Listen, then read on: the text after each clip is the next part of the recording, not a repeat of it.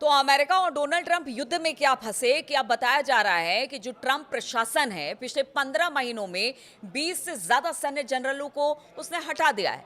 नमस्कार, मैं हूं नीलू। तो सवाल अब उठ रहे हैं कि क्या अमेरिका में सेना और सरकार के संबंध लगातार खराब हो रहे हैं। अमेरिका के रक्षा मंत्री पीट हेग्सेथ ने लगातार सैन्य जनरलों और कमांडरों को उनके पदों से हटाया है। सबसे नए अधिकारी जो थे जनरल क्रिस डोनह्यू, उनको उनके पद से हटा दिया गया, जो कि 2024 से यूनाइटेड स्टेट आर्मी यूरोप और अफ्रीका के कमांडिंग जनरल और एलाइट लैंड कमांड के कमांडर हैं। इस फैसले ने कई लोगों को हैरान कर दिया, क्योंकि फील्ड में उनके शानदार रिकॉर्ड को देखते हुए 4 स्टार वाले सम्मानित अधिकारी जनरल डॉनह्यू के बारे में यह अनुमान लगाया जा रहा है कि वो सेना के वाइस चीफ ऑफ स्टाफ बनेंगे और शायद एक दिन पूरी सेना की कमान संभालेंगे। लेकिन ट्रंप प्रशासन ने उन्हें हटा दिया। अब अनुमान है कि वो शायद कोई निचला पद लेने के बजाय नौकरी से रिटायर्ड होने की घोषणा कर दे। इस तरह के कयास लगाए जा रहे हैं। अब ट्रंप प्रशासन जनरलों और एडमिरलों की संख्या में 10% की कम करने की योजना पर काम कर रहा है। इसके अलावा 4 स्टार वाले पदों की संख्या में 20% की कटौती करना और नेशनल गार्ड के जनरल अधिकारियों की संख्या में 20% की कमी करना है। इसके पीछे उनकी बताई गई वजह जो है वो रणनीतिक तैयारी को अधिकतम करना और अनावश्यक सैन्य ढांचे को हटाना है। यानी वो इसे गैर जरूरी मान रहे हैं। जितने भी 4 स्टार अधिकारी हैं उनके, वो सब उनकी जरूरत नहीं है और इसी वजह से ये सब कुछ एक बदलाव के तौर पर देखा जा रहा है, इसीलिए हटाने की बात हो रही है। अब रक्षा मंत्री पीट हेग्सेथ की बात की जाए तो उनके फैसले की काफी आलोचना भी की जा रही है और उनका कहना है कि अनुभवी अधिकारियों के जाने से अमेरिकी सेना के फैसले लेने की क्षमता कमजोर होगी। आपको बता दें कि अमेरिकी संविधान के तहत मिलिट्री अधिकारियों को नौकरी की गारंटी नहीं मिलती है। संविधान के आर्टिकल 2 सेक्शन 2 के तहत राष्ट्रपति मिलिट्री के कमांडर इन चीफ होते हैं। वो उन्हें नौकरी से निकाल सकते हैं या निचले स्तर के पदों पर भेज सकते हैं। ट्रंप प्रशासन का आरोप है कि ये जनरल बाइडेन प्रशासन की विविधता, समानता और समावेशन, यानी कि जो डाइवर्सिटी है, इक्वालिटी है और इंक्लूजन है, ये सारी को प्राथमिकताओं की सेना में बढ़ावा दे रहे हैं, जिससे सेना की युद्ध क्षमता कमजोर हो रही है।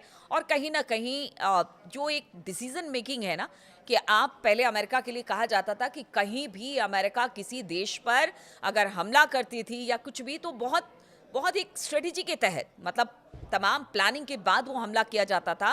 लेकिन पीछे कुछ दिनों में ये देखा गया कि यहाँ पर कुछ कमी दिखाई दी है।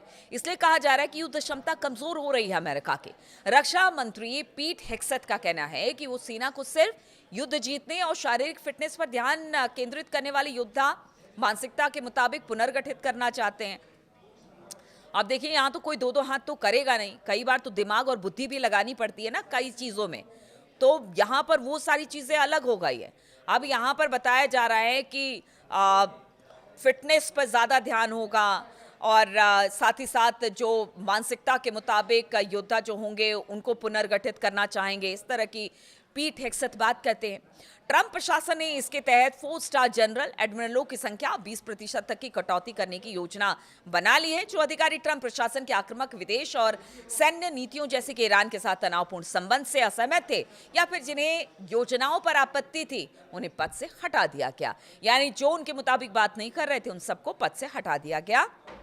उनको रखने का कोई मतलब नहीं है, ऐसा अगर अमेरिकी गवर्नमेंट की तरफ से देखा जाए और उसको समझा जाए तो ऐसा ही लगता है। अमेरिका के जो विपक्षी नेता हैं, रक्षा विशेषज्ञ हैं और आलोचक हैं, उनका मानना है कि सेना के पेशेवर नेतृत्व में राजनीतिक आधार पर की गई ये कार्रवाई अमेरिकी इतिहास में लगभग अभूतपूर्व है और इसके परिणाम गंभीर हो सकते हैं।